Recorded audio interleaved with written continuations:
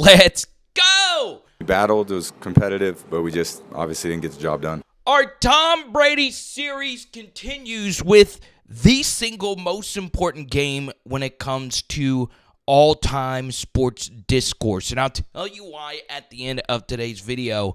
And this arguably was Tom Brady's best Super Bowl. Yes, you can have your best game despite losing it. We start off here with the play that doesn't work.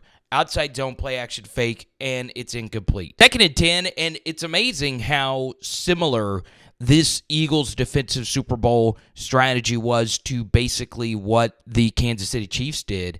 They said, look, we're going to just lock your guys up in man-to-man coverage, and, well, Brady and the Patriots are able to take advantage of it. This is the Super Bowl hero from the Falcons, James White, going up against one of the better safeties of this era, Malcolm Jenkins. And because a safety is on the running back out here, this lets Tom Brady know that it is man-to-man coverage. If this was a corner out here, you would think more than likely it is going to be zone. So Brady starts off looking right. He knows he has James White here to the backside on a little whip. The pass protection is really good. And guess what? You get James White, all reliable, out of the backfield for a nice gain to get this offense cooking, baby. Love to see it. This Super Bowl was historic in that it really showed the next evolution of offenses in the NFL on both sides of the football. Where the Eagles and Patriots feasted were on RPOs and just long play action fakes.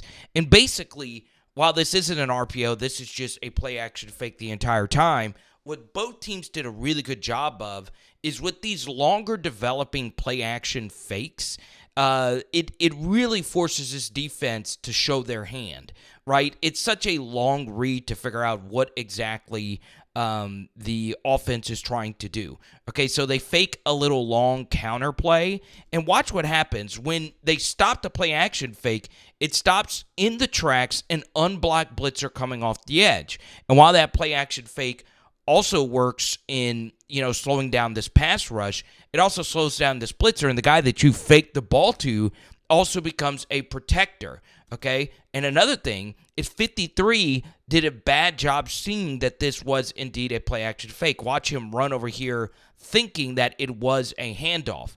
Now, let's actually go back to the beginning of this play, and I promise I won't do too much rewinding and fast-forwarding, but this is really genius stuff.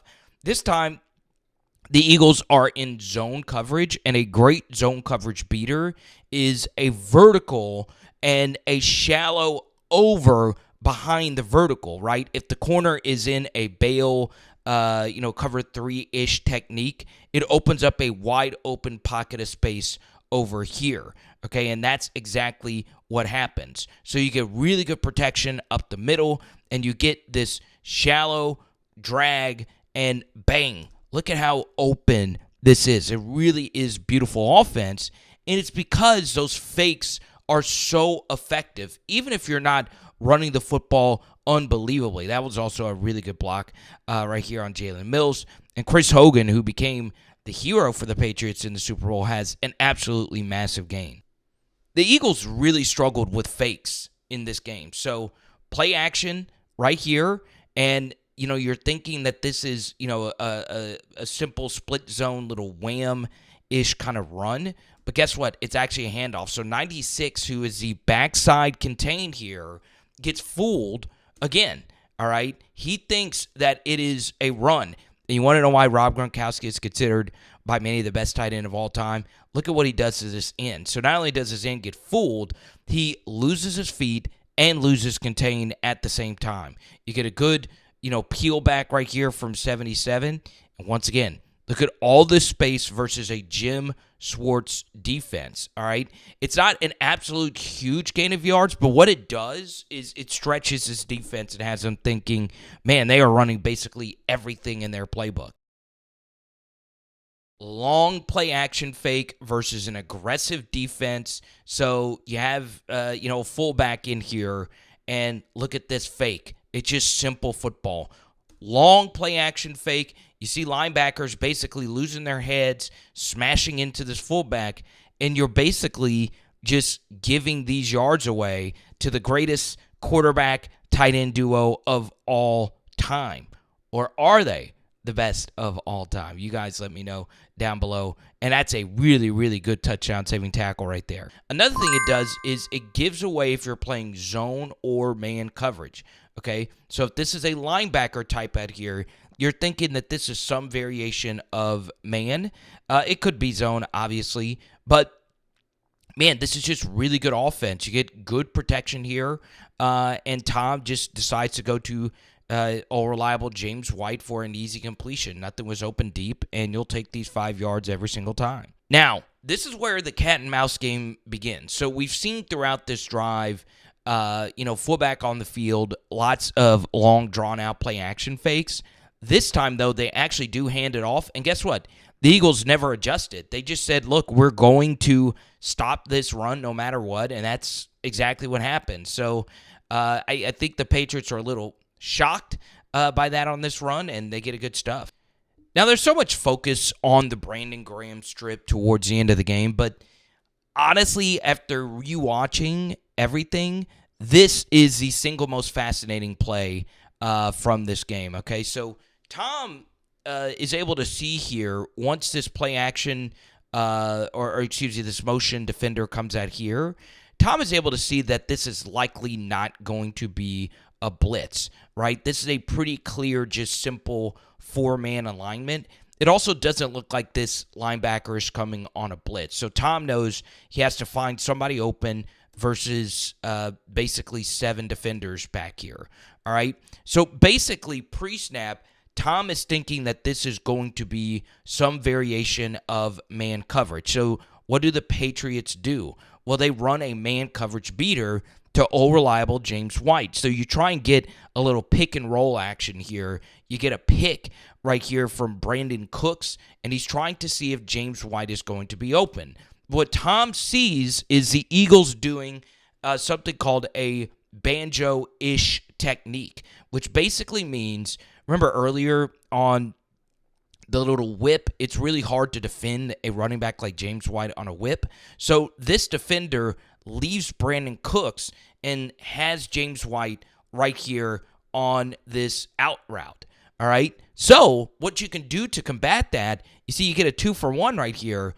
You have Brandin Cooks open right here.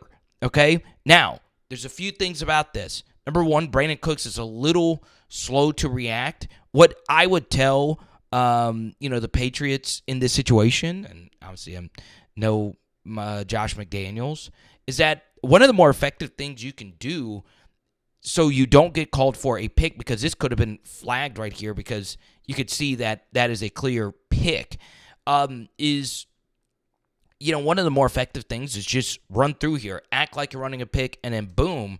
If you do that, or let's just say Brandin Cooks is able to keep his feet and not fall down, maybe Tom is able to get this football right here to Brandin Cooks. If this is thrown right here, this is a walk-in touchdown, okay? Or it's not a walk-in, it's a bang-bang touchdown right there. Now we get to the top of the screen. So Tom does a good job of getting off of this. You're never throwing this ball to Brandin Cooks. You would like to, because it is a walk-in touchdown, so he decides to go full field. Y'all, it is so hard to go read left and then go all the way here to the right to Danny Amendola. But let's just say Tom decided to work right to left instead of left to right. He would have had Danny Amendola on this out for a first down, okay? And bang, this still could have been thrown. I can't stress enough how hard it is to go from all the way here, all the way back to here. This would be bang, bang with a good DB, coming down hard on Amendola. So what does Tom elect to do? Well, he decides to throw a ball into heavy coverage here to Rob Gronkowski, and Jalen Mills, who had a very good game, makes a huge pass deflection here. Now, one thing that we're going to bring up throughout is where Tom really hurt this Patriots team is his lack of mobility, because you're going to see throughout this study how many wide open rush lanes he had to run through, but that's not his game. I'm not expecting Tom to become Lamar Jackson. I think red area was something that hurt us in the first half, but wish we'd have scored more points. Eagles drive down and score a touchdown, but miss the extra point. So it's 9-3. This is unfreaking believable scheming right here from the Patriots. So remember, they've been showing heavy personnel throughout. And this time, this is a very creative way to run a trap.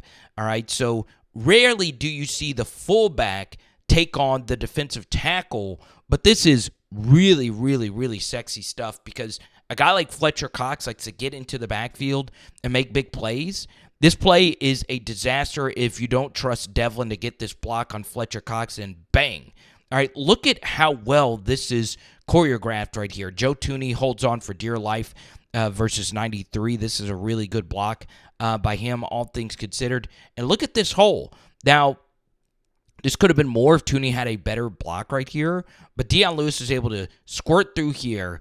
And, I mean, hell, Dante Scarnacchia and McDaniels did a really good job scheming everything up. So Rob Gronkowski has a a false start penalty. And once again, Patriots go back to this play action stuff, and it works, all right? There is a single high safety. He is shaded towards Rob Gronkowski. So this does look wide open. It would have been a little bit more bang-bang. So Brady decides to go to Hogan right here, and he had a step. It's just not a good throw. Fast forward to this 3rd and 7. Holy crap. This is really, really, really good stuff. So what the Patriots saw when scouting the Eagles is when they run a vertical, the corner to the quarter side or the cover 3 side, the bailing corner, if you will, they like to run with this vertical. So what you can do with that is you can run an out and up, displacing where this corner actually is, knowing that the receiver is going to carry this corner. And Tom sees this immediately. Another reason why this play is so effective is that the Patriots do run a lot of quick outs. So you run an out and up here, you get good enough protection, and Tom does a good job resetting his feet. The bull rushes were able to get home with Fletcher Cox, Graham, and company, and he throws to a wide open Danny Amendola. Okay? You saw that the corner ran all the way over there with the vertical, so it's an easy pitch and catch completion for a ton of yards, and Danny Amendola had himself another good Super Bowl. So what do the Patriots do on the next play? They run basically the same thing, but to the field side, and it is a play-action fake, and this time the Eagles are ready for the out and up, but the comeback is wide open. I mean, look at how much space was created, and this wasn't even that great of a throw right there from Tom. It's just wide the frick open. Patriots get a few good runs to set themselves up here for this 3rd and 2, and they decide to run this quick reverse right here by Brandin Cooks. This is a good job by a podcaster right here to stretch this play out, and now Brandin Cooks has to make an open field play, and to this day, I have no idea why he decided to hurdle, okay? It makes no sense. The most overrated thing you can do as a football player is leave your feet. Never jump and never dive unless you absolutely have to. You have plenty of space to make this guy have to make a tackle here. And guess what? You had really good blocking. So even if it would have been a fight, if you're able to squirt away from this, this could have been even more. But this was not the first crazy Brandin Cooks hit he took in this game. Sets up a weird 4th down where the holder couldn't quite hold it, and Steven Gostkowski squirts a field goal to the left side. Should Bill Belichick have gone for it on 4th and 1? Well, maybe so. You know, I would have if I have Tom Brady and I'm having a lot of success on offense. So now we get to the biggest injury from this game. Brandin Cooks making the weird decision to do a little dipsy-doodle whirly twirl after making this big catch. So once again, you have the long, drawn-out play-action fake, and Tom Brady dealing with the bull rush, the pass protection overall was fine in this game. We've talked about in the other 3 breakdowns how bad Brady's pass protection actually was in all of those Super Bowls. But even in this game, there was a lot of pressure into his lap. He gets hit while he throws this deep pass to Brandin Cooks. And this injury ended up being huge from strictly a roster standpoint and also a player standpoint. So you'll see it right here, and boom, Brandin Cooks' head was in the opposite direction. Malcolm Jenkins comes in and knocks him out. Good on Brandin Cooks for actually keeping possession of this ball. But yes, he is indeed knocked out here. So Brandin Cooks actually was Tom Brady's best deep option statistically ever. And that's crazy considering Randy Moss was on this team. I think I saw a stat where him and BC had the most 20-plus yard completions between Brady and another receiver in his career, which is crazy to think about. But one other fact that's a little bit unusual from Tom's standpoint, you see an incompletion here, another great play by Malcolm Jenkins, is that the Patriots only dressed out 4 wide receivers. So that left the Patriots with only 3 wide receivers on the team. Now, they still have Matthew Slater, so if they absolutely needed him, I'm sure he could go out there and play receiver, but Slater is a specialist mostly only. So this ends up being a pretty bad read right here by Dion Lewis. This is actually really well blocked, and it's basically the same thing. The Eagles said, look, we're going to rush our ends and tackles upfield, and we're going to give you rushing yards. You'll see that if Lewis had actually stayed to the butt pad of this lineman here, this is actually a really good gain, at least an extra 4 or 5 yards right here. He makes a bad cut right into the linebacker there, and it's a minimal gain on second. Okay, so this is the stat. All right, I knew I remembered it from somewhere, but there you go. And then we get to the single most ironic play of this game, knowing that the biggest catch in this game came from the opposing team's quarterback, Nick freaking Foles. And you get a Philly special right here, except it is not complete, and Brady would have had acres of space to run with. And I think a lot of you remember this iconic drop. Huh? Yeah, Danny made a good throw. I just didn't make the play. And it was there to be made, and I missed the play. So, after the drop, biggest missed call of the game. I know a lot of you would say, well, the Zach Ertz, did he catch it or did he not? Honestly, that is up in the air. This is undoubtedly pass interference on 2 different fronts, okay? First thing is that this is indeed holding. All right, so the Eagles did a good job, obviously, cramming in this little switch release, if you will, and that is holding, all right? It just is, okay? But they decided to allow the DBs to play very physical. Another thing, obviously, is, once again, this pocket did collapse on Brady, but look at where he actually places his football here to Rob Gronkowski, and we get to here, and you could see Jalen Mills, LSU Tiger, let's go, has his arm on Rob Gronkowski. We'll slow it down. Yet again, this should have been pass interference. And as you can see, Gronk could not get his second arm in the air for this jump ball, and he is pulling him down. Now, once again, it's good physical coverage if you want to let him play, and you'll see that Gronk gets up and says, hey, what's up with the PI? He's pulling my arm, and he's like, come on, let's go. But if you're going to let him play, let him play. Tom Brady down by double digits in the Super Bowl. Have we seen this before? You know he's going to lead a comeback. Even though this is a relatively simple screen, he's still got to get this off under some heavy pressure. No way a defensive lineman's going to run that down. You can see all 4 of them are in the backfield. And this was some really, really, really good blocking down the field and some good reading from Rex Burkhead. Give 24 a lot of credit for hawking him down here. But, man, what a genius play call. Brandin Cooks out of the game. and you're down to 3 receivers, so let's get back to throwing the football to the running backs out of the backfield. So on first down, the play was blown up. It was another one of those outside zone play action fakes. So we get to second down, and these quick screens have been very profitable for the Patriots in Super Bowls. It gets blown up here by Malcolm Jenkins. Now we get to 3rd and 8, and Josh McDaniels is not liking the way that his pass protection is holding up, and he calls another good play. You just get unlucky. 71 knocks Chris Long into the path of the running back, and honestly, unless Malcolm Jenkins is able to run this down, if James White could have had a cleaner run into the flats, you'll see that there is nothing but green grass over here with this play side linebacker flowing this way. Brady just has to throw this up, and it is incomplete, and it sets up a field goal on 4th down.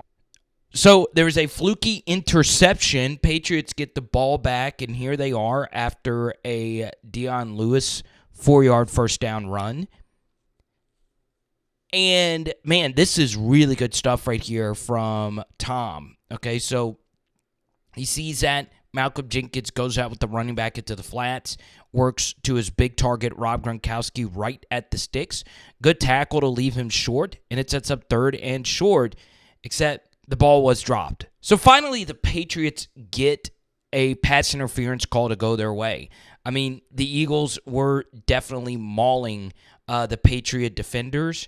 And once again, if you don't have a mobile quarterback who can occasionally beat you with this, it is so hard for an offensive line to deal with pass rushers that can just tee off up the field, okay? So, your more modern QB is able to tuck and run for huge gains with this type of pass rush lane integrity. So, Tom, it's just not his game, obviously, but throws his football here. Jalen Mills gets called for the pass interference, and the drive stays alive. There was a run from Dion Lewis for a first down, and then there was an incompletion of Rob Gronkowski, and basically Chris Hogan runs a double move.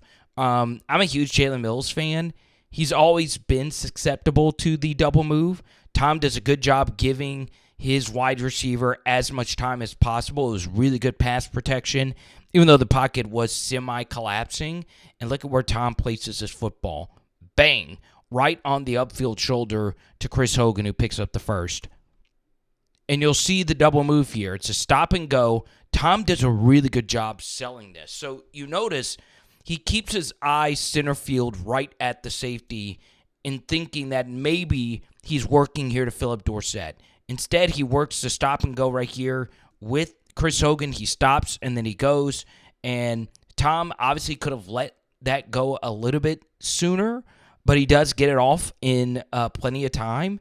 And, man, look at this ball location, y'all. I know he's open, but bang, right in the breadbasket for a huge one. And this is a play right after, and I didn't show this earlier in the drive, but they had some outside zone runs to the boundary side with Dion Lewis early in this drive, and they did it towards where the tight end actually was. This is creative run sequencing. So the key to a successful run game isn't necessarily the run call itself. It's the sequencing of it. So if you're the Eagles, you know that earlier on the drive that the Patriots loved running outside zone to the boundary towards the tight end. Instead, they're running to the field. All right, the boundary is the short side of the field. The field is also known as the wide side of the field. So you see how many more Eagles are to this side of the run fit compared to this side, okay? And it's just really hard to deal with this when you have ends that are running directly upfield. So this DT takes himself out of the play. This end takes himself out of the play. And also, when you have penetrating defensive tackles, it gives your offensive linemen cleaner run-throughs to the second level. So let's just say that this DT, instead of just shooting upfield, elected to just hold serve right here in this B gap. It would make it harder for 69 to scrape here or 62 Joe Thuney to get to Malcolm Jenkins. But you see, because these are one-on-ones and these linemen are doing a good job getting their butts away from the gap, it opens up huge pockets of space to run through. All right, and this defense is tired. They just sprinted down after that long completion, and James White, we all know, one of the best Super Bowl running backs of all time, is just running through people, okay? That's just nasty finishing and running, but you're able to have those nastier broken tackle finishes if you have a cleaner run through the line of scrimmage. Eagles score again. So your score is 22-12, and we get to the single worst decision Tom Brady made in this game, and he's very lucky it did not get picked off. So it's ironic that the Eagles just won a Super Bowl playing simple quarters with a four-man rush, obviously with the defensive coordinator being different. That's Vic Fangio now, and then at this time was Jim Schwartz, okay? Now, here's the funny thing about this. The Patriots are actually calling the worst play imaginable versus quarters, which is all vertical. So a vertical here, vertical from Gronk, vertical from Amendola, and you have two running backs helping with the protection. And guess what happens? The protection is to near perfection. The guard comes over here, knocks Fletcher Cox out, which in turn knocks out his own guy. So you get the absolute perfect pass protection here. Both DTs are out of the play. Patriots still have one timeout left, and there's about 35-ish seconds left to go. This still shouldn't be thrown, right?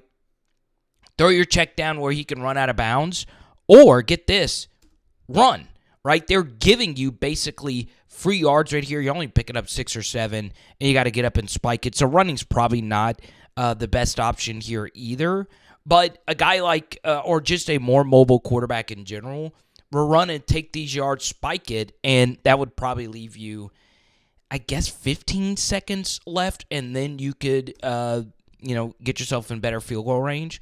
But Brady elects to throw this football up, and it's just not ever there, okay? Almost gets picked off by Jalen Mills, and it is, Now, what does Brady do as a follow-up? Well, he has one of his better reps of the day. You get a little chip. You got to come back right here from Dorsett. Obviously, you don't want to work your check downs with only one timeout and 20-ish seconds left. And look at where Brady actually puts this ball. Bang! Right in the chest. So now you have to burn this timeout, but it's still good football. Now, do you want to know why Tom doesn't run? Well, it's because of this. Now you can't run unless you have just a wide the frick open lane to run through. Or if you decisively decide to run now. So Tom, obviously we're cut off here. We don't get another angle. Brandon Graham is able to run him down. He probably should have just thrown this away. It's not a good decision right here. And now you're tackled inbounds, and you have to go spike it. This is very, very, very relevant, this play. It may not seem like it. The Eagles call a timeout, and now they're ready, and they do the smart thing on a Hail Mary. They bring a blitz.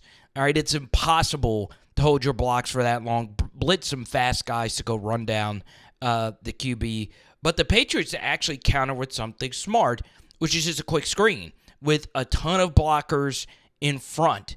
And honestly, maybe if there is a more explosive ball carrier here.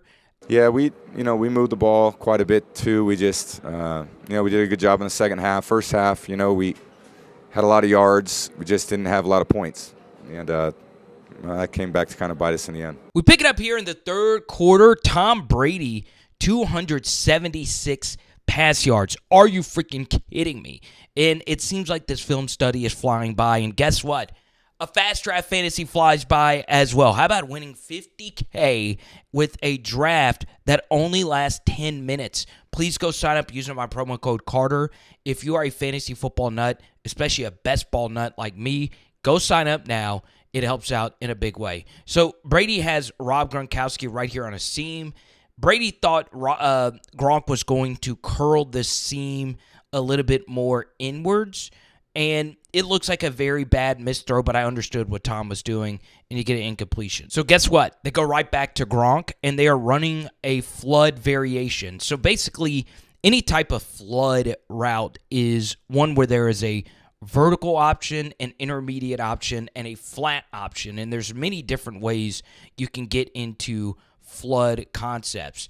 And oftentimes the target on flood is the intermediate, especially if it is the greatest tight end, arguably, of this era. Tom has a really, really good pocket. He steps up very cleanly into it. And look at where this ball is placed. Bang. Good job by Hogan with that vertical clearing out space. And you get an absolutely, positively massive gain here. And once again, long drawn out play action fake. And you go back to Rob freaking Gronkowski. You've seen that these seams are starting to open up, and this time the Eagles are actually ready for it. It's just Brady saying, look, we're down by 10. We're in the Super Bowl. I'm trusting a Hall of Famer to go up there and make a difficult play. And guess what? He does just that. I mean, look at that ball location. Look at that catch, and it's a first down. So the Patriots try and run the same touchdown run with James White yet again, and this time, notice how this defensive line doesn't completely penetrate upfield and open up huge gaps. Because they're more towards the line of scrimmage, heels on the line of scrimmage, they don't over-penetrate it, and they're able to get back into the play and make a nice tackle. Eagles showing a single high look. He knows he has man-to-man with Rob Gronkowski, and because it is single high, he knows that this corner is watching out for the vertical. So Gronk just stops and basically boxes him out. Look at that ball location right there from Tom. And Gronk, who only had one catch in the first half, already has 3 on this drive. Now, this is just an absolute insane piece of tight end play. I mean, it truly... I mean, I get chills when I see this because I'm such a big Gronk fan. I think if you're listing the 50 greatest football players of all time, I think you would have to put Rob Gronkowski on that list. So think about the catches you've seen up to this point, some of which are like deep over routes, verticals. There's other box out routes mixed in there. This is pure finesse versus a smaller, quicker player, okay? This is Rob Gronkowski breaking the ankles. So a whip route is what guys like Julian Edelman do, all right? This is a defensive back, not a linebacker. So Gronk is showing you everything. Even had a good few blocks in run blocking here, all right? And watch him sell this route, okay? He doesn't just whip here. Look at his head fake, boom, planted, no wasted movement. DB has just no shot because what this DB is thinking is, hey, this big-ass dude is just going to box me out and just sit here. No, he's whipping back to the inside. I mean, that is just absolutely positively insane, freakishly crazy stuff. Eagles drive down the field. Matt Patricia has no answer for Nick freaking Foles. Are you kidding me, Matt? Good luck at Ohio State. I actually did meet Patricia at the Super Bowl not too long ago. So this is the Rob Gronkowski effect. You'll see at the top of the screen the Patriots try and run that out and up play, and Tom just says, F it, I'm going to throw a back shoulder. And 24, man, for the Eagles just had an absolutely awesome game. But Gronk continues his really hot third quarter. And Kendricks right here, shout out UCLA, Arizona, are you kidding me? This isn't basketball. This is football, baby. And that right there is what we like to call a hold. You know it's a hold when you can see the neck vein right there. 2nd and 9, and this is very sexy play calling. So it's not a fullback, but this time you have an extra tight end here, 12 personnel. All right, this is really good stuff. So these drawn-out play-action fakes really hurt the Patriots on defense from the Eagles, But also, the Eagles, as you guys have seen, were not able to stop this outside zone play action fake. And the good thing about that is the blocking doesn't have to be clean because the fake itself is what's holding up the defenders. It helps out your pass protection. That's why I love, if I were an offensive coordinator, I would base everything out of outside zone. But if you're going to do that, you got to be under center. You got to have a QB that's able to run an offense like this. So you get the play action fake. There is a little bit of pressure. Once again, Tom, he's so compact. I mean, this is just a silhouette of how this is supposed to look. And look at this ball location on the in cut right here for Mr. Hogan. Bang. It is an absolutely massive game. Let's go to the 3rd and 1 here. God bless America. I mean, it's Tom freaking Brady. This is the one guy on the planet Earth you do not want to give a clean pocket to, and that's exactly what happens here. And he works to an open Mr. Danny Amen freaking Dola for a first down. Okay? It's ridiculous how good this guy is. Very next play, all right, we get a touchdown from Mr. Chris Hogan, and once again, it's all Rob Gronkowski. So this is a fullback out here, all right? So once Brady saw that a linebacker, and I didn't show this, the defense was scrambling. Once he saw that a linebacker was out here, he knew that this was some variation of man coverage, and he knew that once he saw that the safety, Malcolm Jenkins, was shading over here to Rob Gronkowski, he knew that this pocket of space was going to be wide the frick open. So you see right here, the vertical is getting drawn up, and man, this is just freaking ridiculous. So you get a little highlight here as well, play action fake. So once again, Gronk holding up this guy. There's a safety over here. Malcolm Jenkins, single high. In a perfect world, you would think that he could help out over here on Chris Hogan. But I want you to see Brady on this play. Once he sees that Jenkins is over here on Gronk, look at this, okay? Look at when he's deciding to rip this football. Chris Hogan isn't even cutting back on the vertical yet, and this honestly is a really, really, really elite route as well.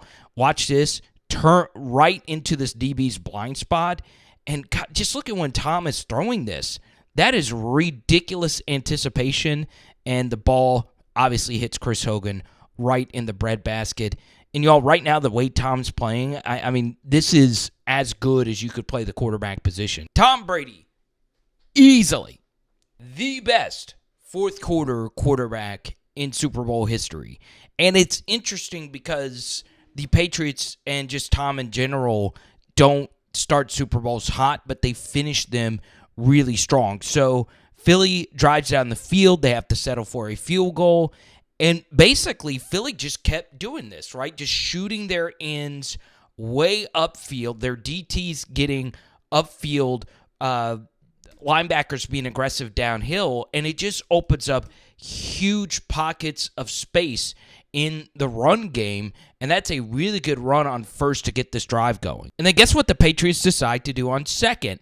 They say, look, if you're going to do that, guess what? We're going to continue to punish you guys, all right?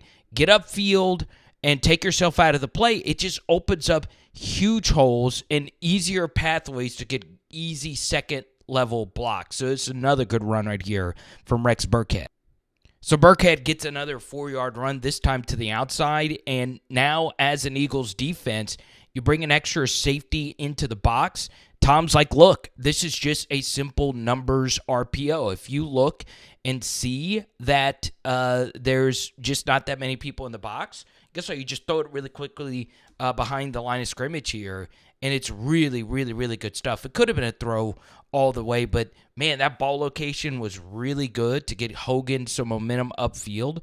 And all you got to do is make a guy miss, and he can't do it. I mean, that's as good of a tackle as you're going to see. 3rd and 3. I'm telling you, this was the best game that Josh McDaniels ever called. I really do mean it. I mean, this is just elite, elite, elite stuff. I was kind of shocked because I thought that they would do more of this. So they're bringing a blitz here. And off the pre-snap motion, you get a man coverage indicator. One good way to beat man coverage is to stack your receivers. This makes a really difficult read for Jalen Mills, who had to get over the top of this. And all Amendola has to do is just run a simple out. And, man, this pass protection was freaking-elite. The throw is... This would be my message to all teams out there that only work out of shotgun. Unless you have an absolute elite play caller, you are doing yourself a disservice if you don't go under center. It's so much harder for a defense to figure out what you're going to do, and these delayed play action fakes are just so much more difficult to stop, especially if you have an effective run game. So you'll see that these runs with Rex Burkhead is what helps set this up. So you have 4 guys on the line of scrimmage. Now you have 4 guys on the second level of this defense filling all these gaps because Burkhead had been crushing them with runs. And guess what? There's only 3 DBs back here. And remember, we talked about this earlier. Run a vertical with a deep over behind it versus these Eagles defensive backs. This is an easy read for Tom. The play action fakes helps out with the pass protection. And look at where Danny Amendola is. Boom. Wide the frick open. And now you got to force him to make a really good touchdown-saving tackle. And he does do just that. So really good run right there from Danny Amendola. It is so hard to stop play action out of outside zone if you can run outside zone effectively because this fake is just held for so long. And this is where it gets really sexy. Remember, they had been running some play actions and there would be deep overs attached to it. This time it's a play action, but you're running a screen in the opposite direction. And take a look at how effective this is. 1, 2, 3, 4 guys basically to the inside of this hash. 1, 2, 3 second-level defenders. You also have a DB guarding against the receivers over here. And look at all of this space. All you need are just semi-decent blocks.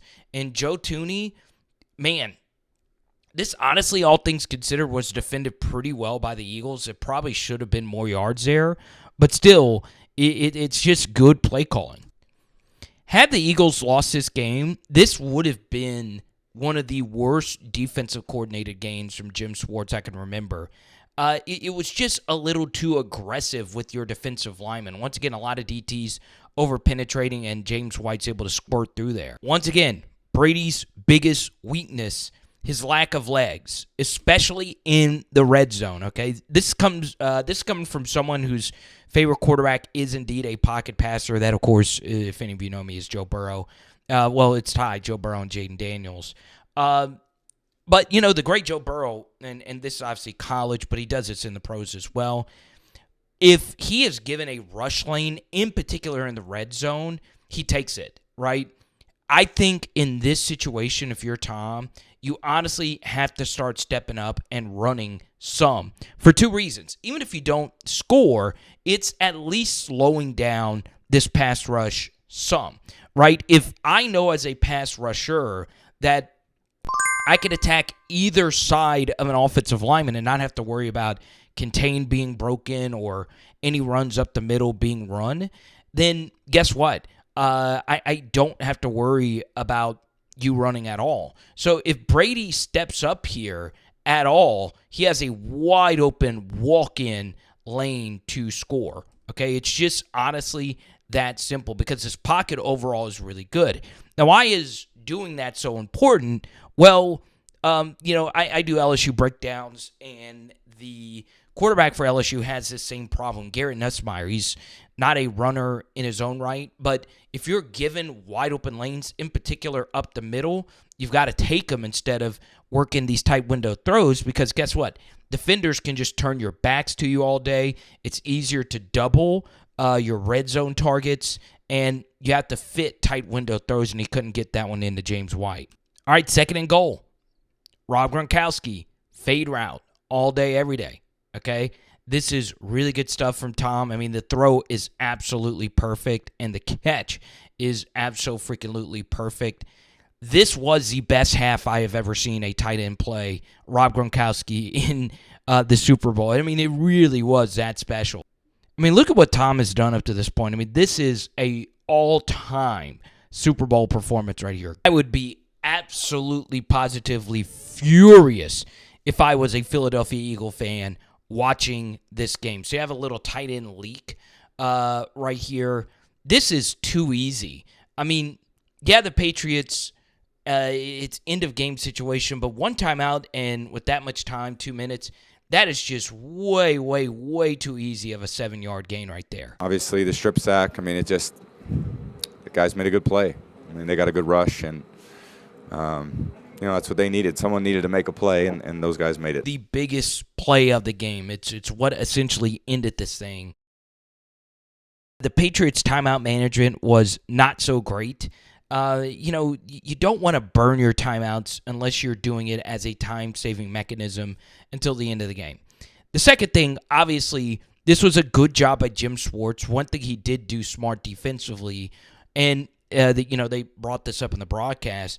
When the Giants beat Tom in the Super Bowl, they did a good job putting their ends in good pass rushing situations, okay? So they have their best pass rusher, Brandon Graham, going up against Shaq Mason right here in a 3-tech, which to me is the best position to rush the passer.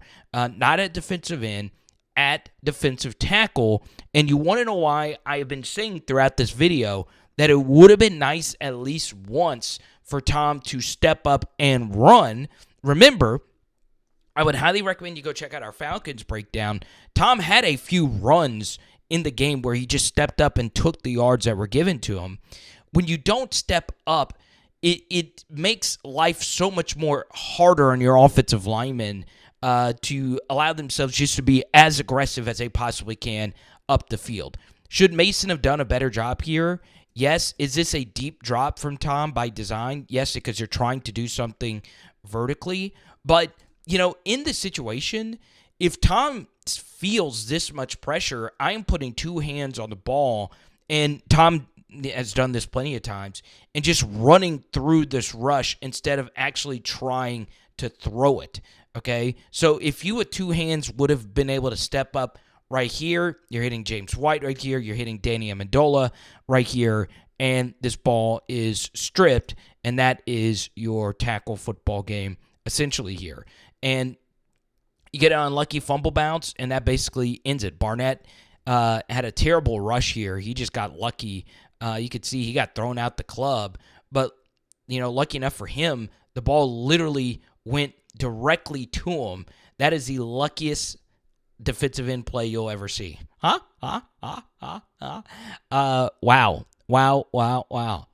There's always been this debate, who's more important? Was it Brady or was it Belichick? The truth is, when it comes to actually winning individual Super Bowls, there were so many where Tom didn't play his absolute best, both of them versus the Rams, for instance, and it was Belichick's master defensive game planning that won him the game. Well, Brady, this was by far his best Super Bowl statistically, and stupid decisions like this from Belichick and the special teams coach is what cost them this game. I mean, this makes absolutely no sense in this situation. You have the all-time best quarterback. I understand you have no timeouts left. You have to burn it. So you're trying to get one explosive play. Man, just give Tom the ball. I mean, honestly, just give it to him. Don't try and run something crazy. Because, look, 29 allowed this guy to go to the inside of him because he's trying to seal 30, going around here and block here. But guess what? Even your best special teamer, Matthew Slater, missed this block, a critical one for this play to work. And you're also doing this with Rex Burkhead, who we saw earlier, doesn't have the absolute most elite foot speed in the world. So you start this drive off all the way in Foxborough. You have one final drive here. Man, oh man, oh man, oh man. This is a ridiculous throw from Sir Thomas Brady. Okay? Could you make an argument that this ball to Gronk should be thrown just to get this drive going? Sure. Or, into the flat right there to James White. But look at where this ball is actually placed to Chris Hogan. Now, it's a very difficult one for him to catch, but it was definitely catchable. But, man, that's a ridiculous throw. Second down, and obviously you're scrambling here with no timeouts, knowing that you have to score a touchdown. This one was a little shocking to me that Brady decided to go cross field to James White instead of just dumping this off to Gronk and taking these yards right here. It is an awkward play. He might have just been trying to throw this away to set up this third. So we get to this 3rd and 10. Once again, this is the 3rd consecutive play that he could have worked to Gronk right here into the flat just to, fight another day. But he elects to not do that, and guess what? There's a lot of pressure. Eagles run a twist stunt up the middle, and Chris Long might have been ending this game, but Tom gets it away, and it's short of the receiver, and it sets up 4th and 10. Yeah, I don't understand what Schwartz was thinking right here. I have no idea why I'm not telling my linebacker right here to not just sit at the sticks. For him to drift this far back and just give Tom this very easy completion right here for the first down is lunacy, right? That's just too easy. There is no benefit of him being behind Amendola there, and you pick up the first down, and Brady once again was under heavy pressure. So finally, Tom works the little chip right here to Rob Gronkowski. And guess what? You're now getting closer to Hail Mary territory. That's basically what you're playing for at this point anyway. And it's very simple pitch and catch stuff. I do think this is a little too easy from the Eagles' perspective, but Gronk, picks up this first down. And guess what? Brady elects to do the smart thing yet again, work it underneath to Rob Gronkowski. And here's a good thing about still working this check down here is that you could still get up and spike the football if he is not able to get out of bounds. So watch what Gronk decides to do. He fakes as if he's going out of bounds, gets the first down, and then finds his way out of bounds here. And that is just ridiculous stuff. So while this incompletion happens here, this is honestly not bad from Brady. I would have done basically the same thing, even though it's a really, really, really difficult throw to make. You've got to throw this to the sideline. I really don't think there's anything else you can do in the spot. And all things considered, that interception probably should have ended it. But, I mean, you're in a very tough spot regardless. I mean, losing sucks. Josh McDaniels, really excited to see what he's going to do in New England. This was his masterpiece. It really was a beautifully thought-out game plan. And this interception should have ended it, whatever. Now, before we get to this Hail Mary, you heard me say at the beginning of the video that this Super Bowl should have improved how we discuss quarterbacks because we tend to overrate winning a little too much with quarterback play. And I think it's hard for a lot of us who engage in ring debates, especially in the NBA realm. It's hard to separate individual greatness from actually winning. This was Tom Brady's best Super Bowl, not only statistically, but you guys saw what he was up against. Now, some of that was some empty yards that led to this 500-yard performance. A lot of it was bad defensive game planning. But it's important to point out that Tom had a really bad gash on his hand from a collision with Rex Burkhead before this game even began. And on top of that, this was a ridiculous performance from Tom in terms of accuracy. It really, really, really was an all-time great performance. It's okay to admit that in one of his Super Bowls that he lost, he was the best quarterback and arguably the best player on the field. All right? And by the way, he lost to a backup. There is not a single person that would admit that Nick Foles is a better quarterback than Tom Brady. But Nick Foles won the game. Right? It's okay to admit that wins and rings are not a quarterback stat. It's just a small portion of the debate. But guess what? It didn't cure quarterback discourse. It's all about rings and nothing else. Ask the great Lamar Jackson and Josh Allen and Joe Burrow about that. They're nothing until they actually win a ring. Okay. So, this was an all-time horrible defensive call by Jim Schwartz yet again. Okay. Remember at the end of the first half when the Eagles showed a blitz and they actually did bring someone, guess what? The Patriots just swung out a screen, and it was for like 20 or 30 yards. Why in this situation would you only bring a three-man rush? All right? Even if you get instant pressure, any quarterback is going to be able to break out of it. Okay? And that's exactly what happens. Brandon Graham also almost ends it here, but only on a three-man rush, you're able to triple team Fletcher Cox. You're able to keep a running back in. And guess what? Tom has all day to throw it. All you needed to do if you're the Eagles is just blitz one guy. One extra guy or a QB spy is cleaning this up before Tom is able to actually get the throw off, right? There's no way a Hail Mary can be completed if the throw can't get off.